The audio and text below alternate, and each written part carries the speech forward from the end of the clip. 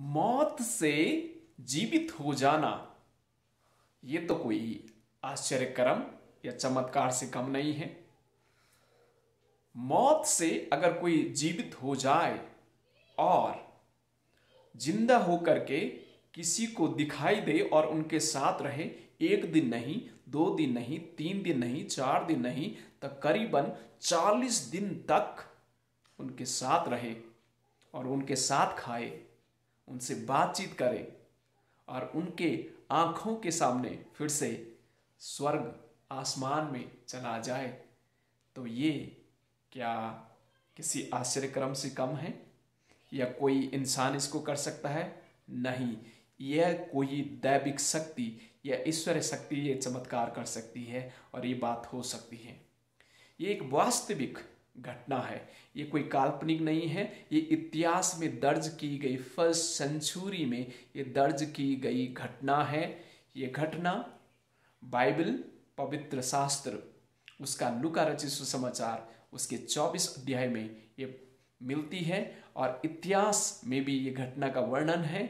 आप इतिहास को टटोलें और गूगल कीजिए, आपको पता चलेगा। और धर्मशास्त्र की पुस्तकों को पढ़िए, इतिहास की पुस्तकों को पढ़िए, यहूदी, फलस्तीन, रोम के इतिहास को पढ़िए, यूनानी इतिहास को आप पढ़िए, बेबीलोन के इतिहास को आप पढ़िए, पार्सियन इतिहास को आप पढ़िए।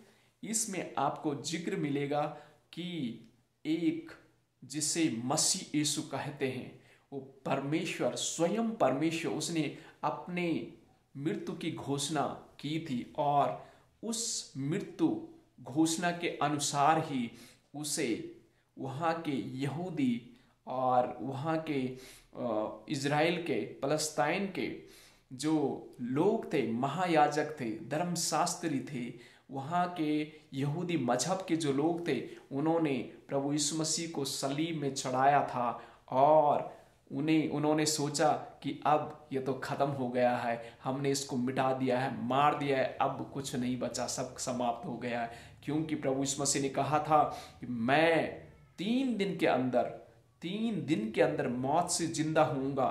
और उन्होंने सोचा, अरे ये तो झूठा है, ये ऐसा कैसे हो सकता है, कभी तो इतिहास में हुआ नहीं कभी कि मौत के बाद कोई जीवित हो जाता है। उन्होंने कभी ना सुना था, न यकीन मानते थे।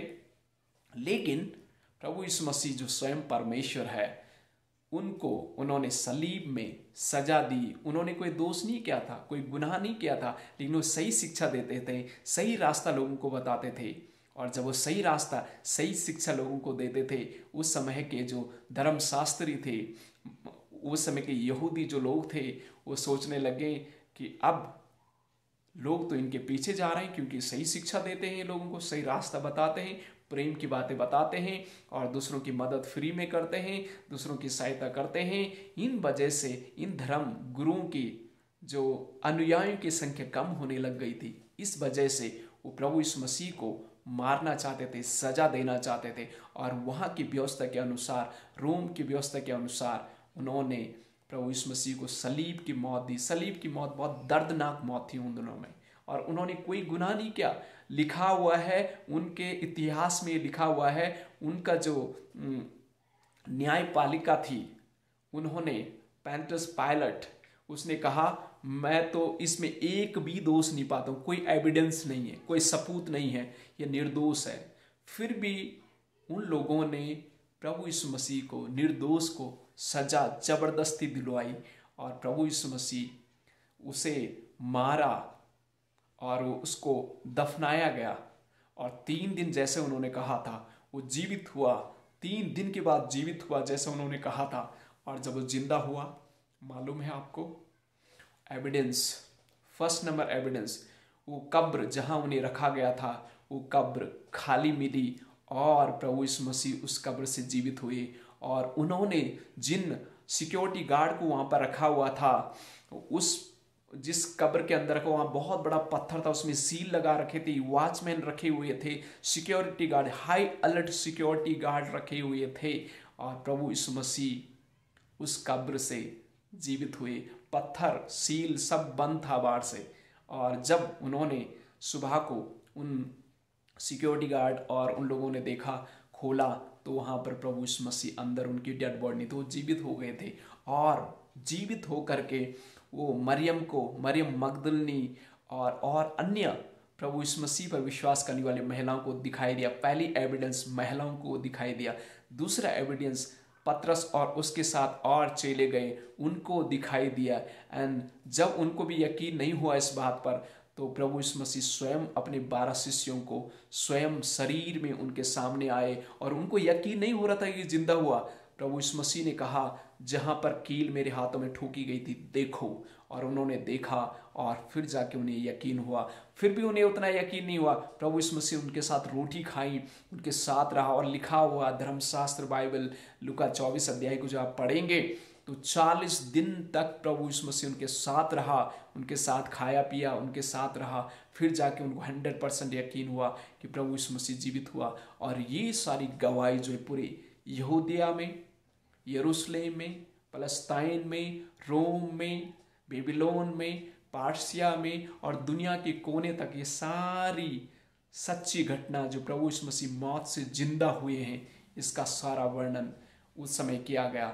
और आज मैं आपको बताना चाहता हूं 3 एविडेंस महिलाओं के द्वारा प्रभु यीशु मसीह उस मुर्दों में से जीवित हुए दिखाई दे, और उसके चेलों के द्वारा, उसके 12 प्रेरितों के द्वारा, और वहाँ के सारे लोगों को ये जानकारी मिली वो मौत से जिंदा हुआ है। और बहुत सारे लोग प्रभु यीशु मसीह के अनुयायी हुए और प्रभु यीशु मसीह उनके साथ रहे और अपने शिष्यों का, जाओ पूरी दुनिया में जा करके ये बात बताओ कि मैं दुनिया से प्यार करता हूँ। वहीं जो लोग पाप में, नर्क में, गलत राहों में जा रहे हैं, गलत शिक्षाओं में भटक रहे हैं, मैं उनको बचाने के लिए इस दुनिया में आया हूँ।